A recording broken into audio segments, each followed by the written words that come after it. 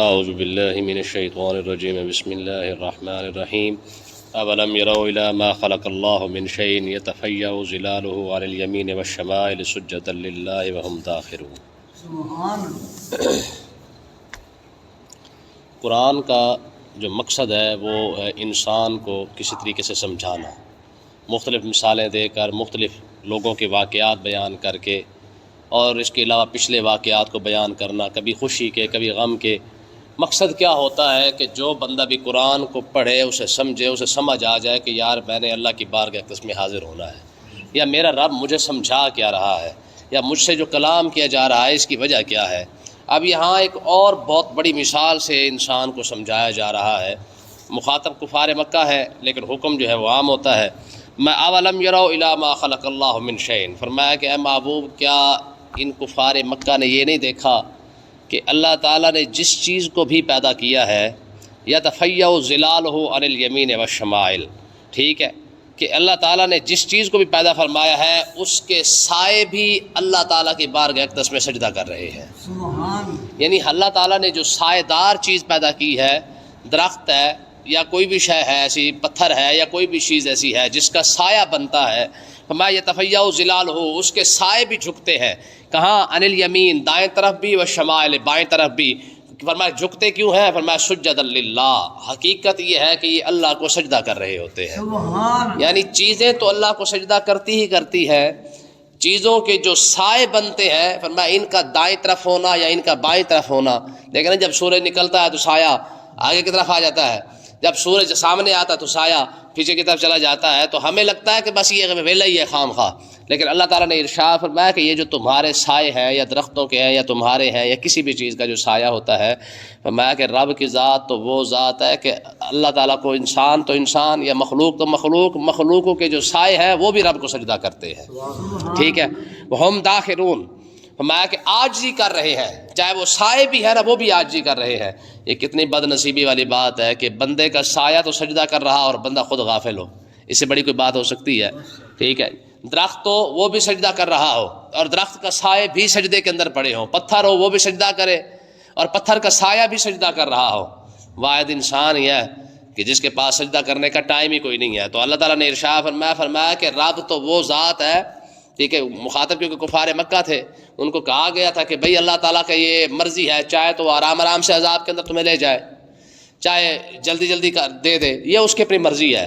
فرمایا تم نے دیکھا نہیں ہے کہ رب کتنے بڑے قادر مطلق ذات ہے کہ جس چیز کو بھی اللہ تعالیٰ نے پیدا فرمایا ہے، ہر وہ شے جو سائے والی ہے نا وہ چیز بھی اللہ کو سجدہ کرتی ہے اور اس چیز کا جو سایہ ہے وہ بھی اللہ کو سجدہ کر رہا ہے، ٹھیک ہے جی۔ تو اس کا مطلب یہ ہے کہ آج کے بعد کم سے کم ہمیں یہ بات سمجھ میں آ جانی چاہیے کہ یہ جو چھاؤں بنتی ہے یا سایہ بنتا ہے اس کو بھی رب نے بیکار نہیں بنایا ہے، آخر کوئی نہ کوئی مقصد ہے اس کا، ٹھیک ہے۔ تو اس طریقے سے ہم سجدہ کر رہے ہیں اللہ کی بارگاہ میں یا یہ چیزیں سجدہ کر رہی ہیں، جیسے قرآن کہتا ہے الشمس والقمر بحسبان والنجم والشجر یسجدان، ٹھیک ہے جی، کہ ستارے تو سجدہ کرتے ہی کرتے ہیں، درخت بھی سجدہ کرتے ہیں۔ تو اس کا مطلب یہ ہے کہ جس طرح درخت سجدہ کرتا ہے، درخت کے سجدے کے ساتھ ساتھ درخت کا سایہ بھی سجدہ کر رہا ہوتا ہے۔ سجدے کے دو معنی یاد رکھیں، ایک سجدہ عبادت ہوتا ہے، ایک سجدہ اطاعت ہوتا ہے، یعنی فرما برداری ہوتی ہے۔ یا تو اللہ کی بارگاہ میں ایسا سجدہ کرنا جیسے ہم سجدہ کر رہے ہیں، یا اللہ کی بارگاہ میں جھک جانا، یہ بھی سجدے کے مطلب ہے کہ یوں سمجھے برابر ہے، ٹھیک ہے جی۔ یعنی وہ چیزیں جو صرف جھکی ہوئی ہے نا اللہ کی بارگاہ میں، سمجھ لیں کہ وہ بھی اللہ کو سجدہ کر رہی ہیں، ٹھیک ہے۔ ایک سجدہ ہم ہے جو جس طریقے سے ہم کر رہے ہیں، دوسرا سجدہ اطاعت یعنی فرما برداری کا سجدہ ہے۔ وہ کیا ہے؟ ہر وہ شے جو اللہ کی بارگاہ میں جھک کے کھڑی ہے، سمجھ لیں کہ اسی کو سجدہ کر رہی ہے۔ اور آگے اللہ نے کیا فرمایا وللہ، اللہ ہی کے لیے ہے کیا؟ یسجد ما فی السماوات و ما فی الارض من دابہ، جو کچھ بھی آسمانوں کے اندر ہے وہ بھی اسی کو سجدہ کرتا ہے، جو کچھ بھی ہے، وما فی الارض من دابہ، اور زمین پر جو کچھ بھی چل پھر رہا ہے ساری کی ساری چیزیں اسی کو سجدہ کر رہی ہیں، ٹھیک ہے جی۔ اب یہ تو انسان بھی نہیں جانتا کہ زمین پر کیا کچھ چل رہا ہے، ٹھیک ہے۔ میں نے آپ کو پہلے بتایا تھا کہ سائنسدان کہتے ہیں کہ صرف خشکی پر ہمیں 14% یعنی 14% مخلوق کا پتہ ہے کہ جو خشکی پر ہے، باقی 86% مخلوق کا پتہ ہی کوئی نہیں ہے کہ وہ کہاں پر ہے اور کیا ہے اور کیسی ہے، یعنی اتنا بھی ہمیں پتہ کوئی نہیں ہے۔ اس وقت مخلوق کے اندر صرف جتنی چیزوں کا ہمیں پتہ ہے نا خشکی کے اوپر، وہ صرف اور صرف 14% ہے، باقی حساب لگا کہ 86% رب نے کیا پیدا کیا ہوگا اور وہ رب کو کیسے سجدہ کر رہی ہوں گی اس کا کوئی پتہ کوئی نہیں. اور سمندر کے اندر وہ کہتے ہیں صرف 6% مخلوق کا پتہ ہے. یہ جتنی ہم سمندر کی آج ویڈیو دیکھتے ہیں سارا کچھ ہمیں نظر آتا ہے, ٹھیک ہے جی, یہ صرف اور صرف 6% مخلوق ہے جس کا انسان کو پتہ لگ سکا ہے. اس کے علاوہ 94% جو مخلوق ہے سمندر کے اندر وہ کیا ہے, کیسی ہے, کس طرح ہے, کہاں رہتی ہے, کوئی پتہ کوئی نہیں ہے. لیکن اللہ نے کیا فرمایا, فرمایا للہ یسجد ما فی السماوات, فرمایا ذرا رب کی طاقت اور پاور کا اندازہ لگاؤ. آسمانوں کے اندر جو کچھ ہے پتہ نہیں اللہ جانے کیا ہے. اب ہمیں تو صرف یہی پتہ ہے کہ فرشتے رہتے ہیں, ہو سکتا ہے پتہ نہیں خدا جانے کیا کیا مخلوقیں رہتی ہوں گی. فرمایا جو بھی ہے ما فی السماوات, آسمانوں کے اندر جو کچھ ہے سارا کا سارا کیا کر رہے ہیں, اسی کو سجدہ کر رہے ہیں. اور ما فی الارض من دابہ, زمین پر جو چل پھر رہے ہیں یہ بھی اسی کو سجدہ کر رہے ہیں. اور اگلی بات فرمایا والملائکہ, فرمایا فرشتے بھی اسی کو سجدہ کرتے ہیں. وہم لا یستکبرون, ہاں فرشتوں کی ایک عادت یہ ضرور ہے کہ فرشتہ سجدے کر کے جو ہے مغرور نہیں ہو جاتے, آکڑ نہیں جاتے ہیں, کیونکہ یہ دونوں چیزیں یا تو شیطان کے اندر پائی جاتی ہیں یا انسان کے اندر پائی جاتی ہیں. اول تو سجدہ نہیں کرتا اور کر لے تو اسی سجدے پہ آکڑ جاتا ہے, یہ بھی بیماری ہے نا, ٹھیک ہے. اول تو سجدہ نہیں کر رہا, جب نہیں کر رہا تو شیطان والا عادت آ گئی کہ رب نے فرمایا تو اسجدوا لآدم بھی سجدہ کر, نہیں کر رہا تو سمجھ لے کہ وہ عادت آ گئی پوری, ٹھیک ہے. اور دوسری بات, اگر کر بھی لیتا ہے تو سجدے پر آکڑ جاتا ہے. تو اللہ تعالیٰ نے ارشاد فرمایا یہ عادت سجدہ کر کے, عبادت کر کے, نیکی کر کے اپنی نیکی پر آکڑ جانا انسان کے اندر تو ہو سکتا ہے لیکن فرشتوں کے اندر یہ بات. والملائکۃ وہم لا یستکبرون, فرمایا فرشتے ایسی خوبی کے مالک ہیں کہ جتنی مرضی عبادت کر رہے ہیں لیکن کبھی اپنی عبادت پر آکڑے نہیں ہیں کہ مالک دیکھ لے جہاں تو نے رکوع میں کھڑا کیا تھا رکوع میں کھڑے ہیں, جہاں تو نے سجدے میں کیا کھڑا کیا تھا سجدے میں کھڑے ہیں. آپ دیکھیں نا حضرت سیدنا کیا نام ہے ان کا جو سور پھونکیں گے, میکائیل علیہ السلام, اسرافیل علیہ السلام, ٹھیک ہے. اب ان کی ڈیوٹی کیا ہے, انہوں نے سور پھونکنا ہے. اچھا جب سے پیدا ہوئے ہیں سور ان کے منہ کے اندر ہے, ہاتھ انہوں نے اوپر رکھا ہوا ہے, ٹھیک ہے, نہ تھکاوٹ نہ اکتاہٹ, کوئی چکر ہی کوئی نہیں ہے. ان کو پیدا اسی کام کے لیے کیا گیا. حالت دیکھیں نا, قیامت پتہ نہیں کب آنی ہے خدا جانے, لیکن آنی تو نیڑے تیڑے ہی ہے بس. اقتربت الساعۃ وانشق القمر, ٹھیک ہے, یہ قرآن نے فرمایا بس آ ہی گئی ہے. یہ تو قرآن نے 1400 سال پہلے کہا, اقتربت الساعۃ وانشق القمر, فرمایا بس سمجھ لو کہ آ گئی ہے. یہ تو 1400 سال پہلے کہا تھا, ٹھیک ہے. لیکن اب اللہ جانے یہ کب سے یہ فرشتہ پیدا ہوا ہے اسرافیل علیہ السلام, لیکن اس کے پیدا ہونے کے بعد اس کی ڈیوٹی لگا دی گئی کیا, تو نے قیامت کا دن آئے گا, تیرا کام کیا ہوگا, شاباش بھائی, ونفخ فی الصور, تو نے سور پھونکنا ہے اور 2 بار پھونکنا ہے, ٹھیک ہے. تب سے لے کر آج تک کھڑا ہوا ہے انتظار کے اندر, رکھ کے بھی نہیں بیٹھا ہوا. حدیث پاک کے اندر آتا ہے صرف منہ کے اندر ہے اور ہاتھ اوپر رکھا ہوا ہے, صرف پھونکا مارنے کی دیر ہے, جیسے رب کا حکم ہوگا فوراً ٹھا, ٹھیک ہے. اسی انتظار میں کھڑا ہے اور دستی اسی وقت جناب سور پھونکنا شروع کر دے گا, صرف رب کا انتظار کر رہا ہے, ٹھیک ہے. تو اللہ تعالیٰ نے کیا ارشاد فرمایا یہ فرشتوں کی ڈیوٹی ہے کہ فرشتے جہاں کھڑے ہوئے ہیں رب نے اکتاہٹ سے بھی ان کو پاک کر دیا ہے, تھکاوٹ سے بھی ان کو پاک کر دیا ہے, بور بھی نہیں ہوتے, پریشان بھی نہیں ہوتے ہیں. روٹی والا چکر بھی کوئی نہیں ہے کہ چلو بھی یار آدھا گھنٹہ ریسٹ کر کے روٹی کھا لے, یہ حساب کتاب بھی نہیں ہے. ہاں یہ سارا کچھ اللہ تعالیٰ نے انسان کے اندر ضرور رکھا ہے. اس لیے ہمارے بزرگ کہتے ہیں کہ انسان بندے کا پتر بن کے اسی کو سجدہ کرے تو فرشتوں سے زیادہ افضل اور اعلیٰ سجدہ انسان کا ہی ہے. فرشتوں سے زیادہ افضل سجدہ انسان کا ہے. کیوں ہے, اس کی وجہ کیا ہے, بات دیکھیں, وہ سجدہ جس کے اندر خیال نہیں, جس کے اندر تصور نہیں, جس کے اندر پریشانی نہیں, جس کے اندر خوشی نہیں, غم ہی نہیں, بس سبحان ربی الاعلیٰ سبحان ربی الاعلیٰ ہو رہا ہے, سجدہ ہے.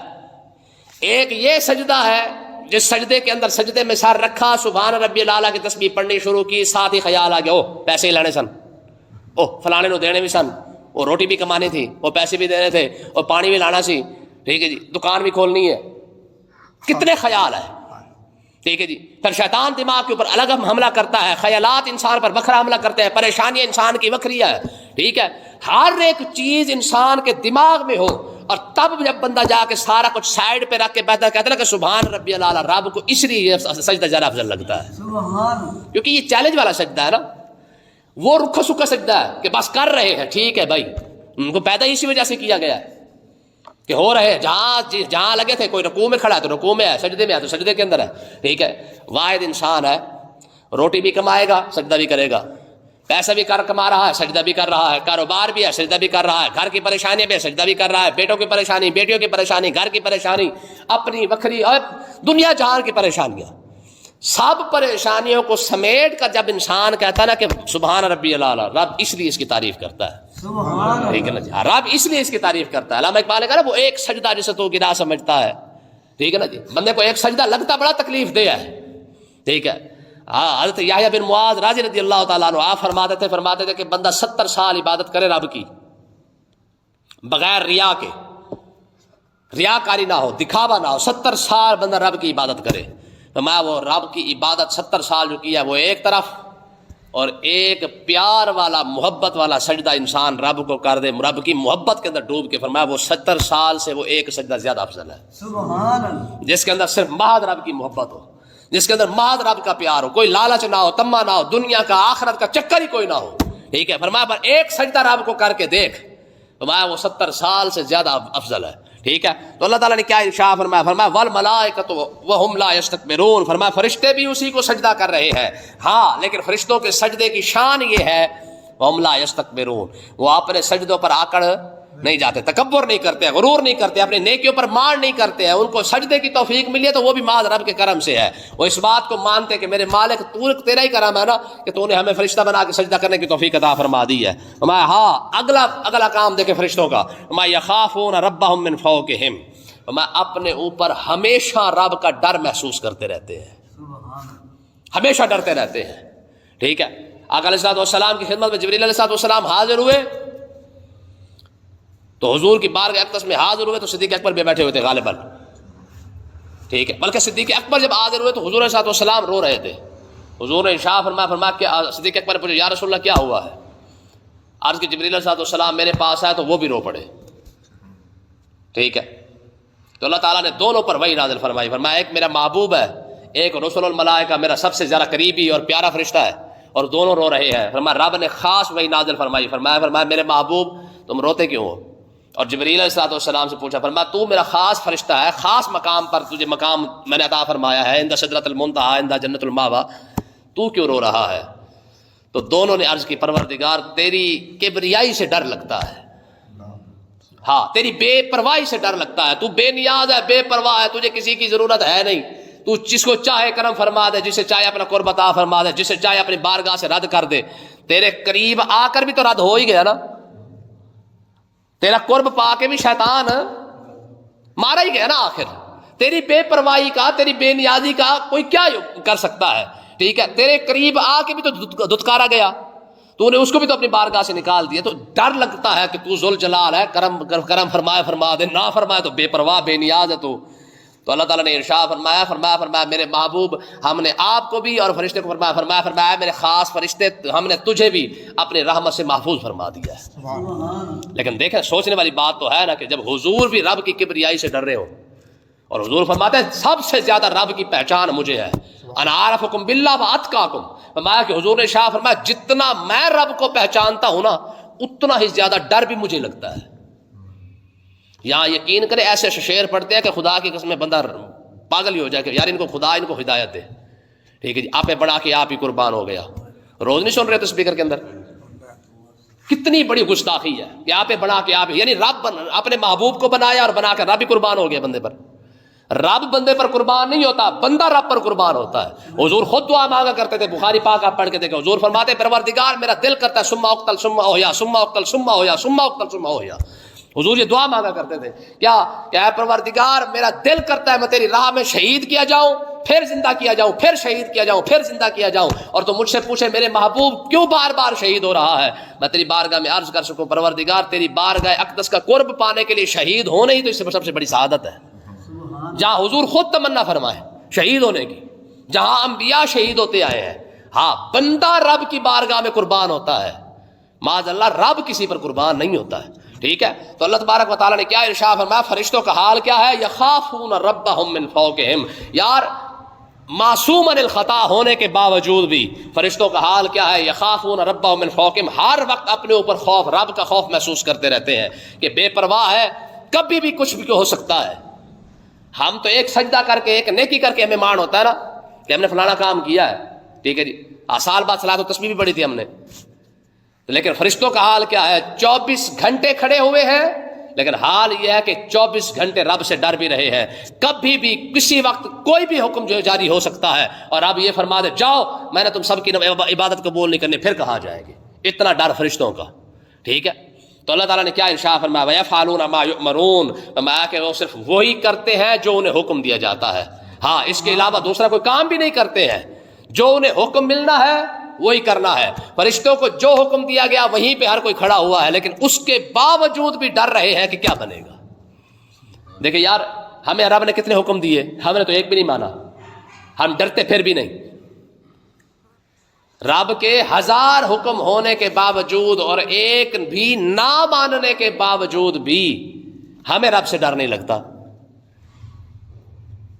اور وہ جس کے بارے میں رب فرما رہا ہے 24 گھنٹے کھڑے بھی میری عبادت کے اندر ہے، ڈر بھی مجھ سے رہے ہیں، اور کرتے بھی وہی ہے جو میں ان کو حکم دیتا ہوں۔ فرشتوں کا حال یہ ہو کہ صرف اور صرف رب کا حکم مان رہے ہو، اور ہمارا حال کیا ہے کہ ہمیں سب کچھ ملنے کے باوجود بھی ہم ایک حکم بھی نہیں مان رہے، اور ہمارے دل کے اندر ڈر بھی نہیں ہے۔ اس سے بڑی کوئی ہو سکتی ہے؟ یہ آیت جو ہے وہ سجدے والی آیت تھی، تو آپ نے بھی سنا ہے، آگے جو درس کے اندر جو سنے گے ان سب پر سجدہ واجب ہو چکا ہے۔